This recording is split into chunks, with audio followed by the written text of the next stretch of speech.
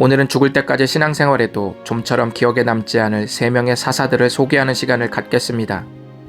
혹시나 들어본 적이 있으셨더라도 그가 사사로서 무슨 일을 했는지 기억하는 사람은 거의 없을 것입니다. 사사 3명의 이름은 입산, 엘론, 압돈입니다.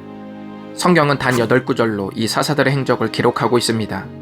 그럼 그리 큰 존재감이 없는 세 사사를 알아보도록 하겠습니다. 사사 입산은 이스라엘 백성을 7년간 다스리는 동안 아들 30명, 딸 30명, 도합 60명의 자녀를 두었습니다.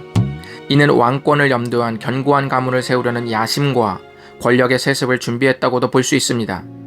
또한 입산의 딸들을 밖으로 시집 보냈고 아들들은 밖에서 여인들을 데려와 결혼시켰는데 이 의미는 동맹을 위한 정략 결혼을 의미할 가능성이 큽니다.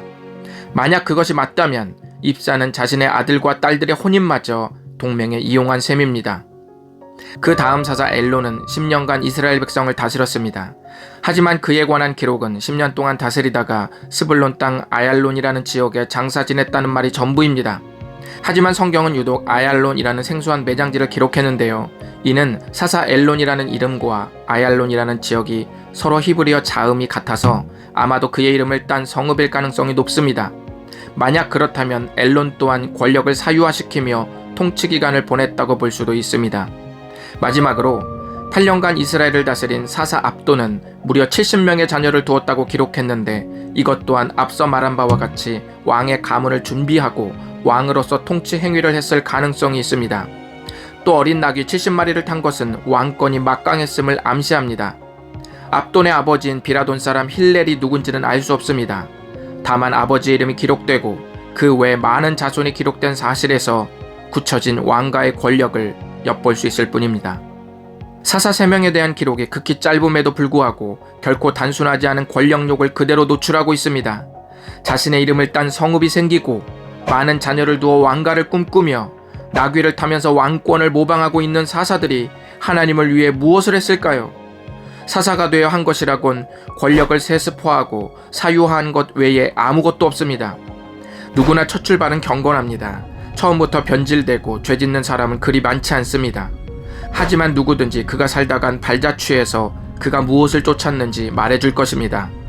한두 마디로 몇 사람과 한 시대를 속일 수 있을지는 몰라도 그 한두 마디가 쌓여서 만들어진 인생은 그 어떤 것도 속일 수 없습니다. 왜냐하면 그 발자취가 곧 그의 추구이기 때문입니다. 개인적으로 저는 윈스턴 처칠이 리더로서 가장 고뇌했던 1941년 5월의 이야기를 다룬 다키스트 아워라는 영화를 참 좋아합니다. 그 영화를 보면 윈스턴 처칠이 당시 프랑스 덩케르크 지역에 고립되어 있는 약 30만의 영국군을 구하기 위해 어떤 정치적 결정을 내려야 하는지를 두고 고뇌하는 장면이 있습니다. 당시 보수당과 외무부 장관은 이미 전세가 독일 쪽으로 기울었으니 히틀러와 평화협정을 맺자고 제안합니다. 하지만 처칠은 민심을 확인하고 자신의 신념대로 목숨을 걸고 독일과 끝까지 싸울 것을 선언하며 덩케르크 작전을 실행시켜 프랑스군을 포함한 영국군 33만 명을 구하는 데 성공합니다. 리더라면 누구나 이런 고뇌의 순간이 있을 것입니다. 아니, 리더가 아니라 할지라도 그리스도인으로서 가장 어두운 시대를 살아갈 때 어떤 선택을 해야 할지 정말 막막할 때가 있을 것입니다. 어쩌면 이 땅을 살아가는 모든 그리스도인들에게 매 순간이 다키스트 아워, 즉 가장 어두운 시간이 아닐까요? 하지만 각 사람이 고뇌한 끝에 내린 결정들은 모두 모여 그가 어떤 인생을 살았는지 말해줄 것입니다.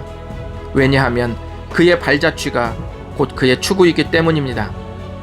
사도 바울은 자신의 인생이 예수님 안에서 발견되기를 원해서 예수님을 위하여 모든 것을 잃어버리고 배설물로 여기는 삶을 살고 싶어 했고 또 그 삶을 꿈꾸었습니다.